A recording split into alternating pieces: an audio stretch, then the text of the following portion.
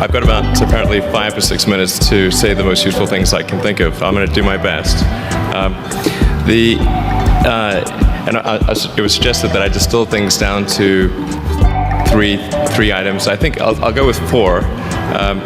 And I'll try. I think these are pretty important ones. Some of them are going to sound like, well, you've heard it before, but it's worth re-emphasizing. I think the first is you need to work. Depending upon how well you want to do, and particularly if you're starting a company, you need to work super hard. So what does super hard mean?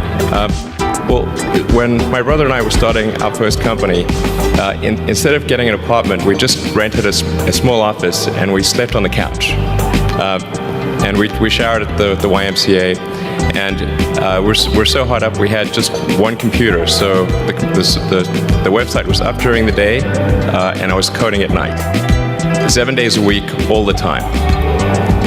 And I sort of briefly had a girlfriend in that period, and in order to be with me, she had to sleep in the office. So work hard, like every waking hour. That's the thing I would say particularly if you're starting a company. And if you do simple math, say like, okay, if somebody else is working 50 hours and you're working 100, you'll get twice as much done in the course of a year as the other company. The other thing I'd say is that if you're creating a company or if you're joining a company, the most important thing is to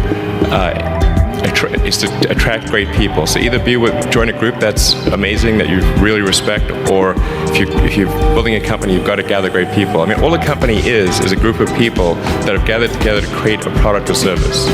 And so depending upon how talented and hardworking that group is, and the degree to which they are focused cohesively in a good direction, that will determine the success of the company.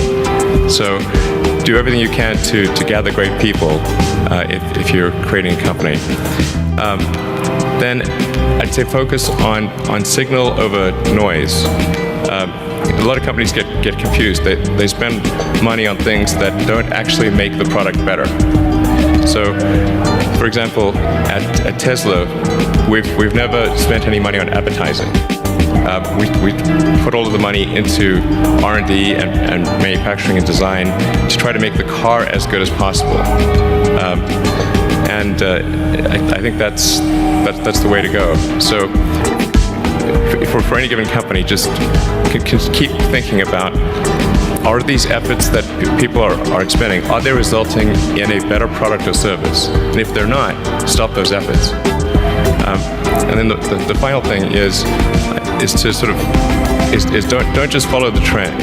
So you may have heard me say that it's good to think in terms of the physics approach, or first principles, which is, rather than reasoning by analogy, you boil things down to the most fundamental truths you can imagine, and you reason up from there. And this is a good way to figure out if something really makes sense, or if it's just what everybody else is doing. It's hard to think that way. You can't think that way about everything. It takes a lot of effort.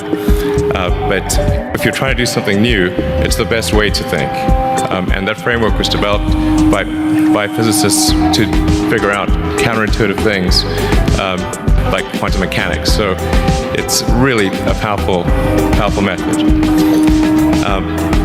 Anyway, so that's, and then I think that the final thing I would encourage you to do is, now is the time to take risk. You don't have, you don't have kids. As you get older, your obligations increase. So and once you have a family, you start taking risk not just for yourself but for your family as well. It gets much harder to do things that might not work out.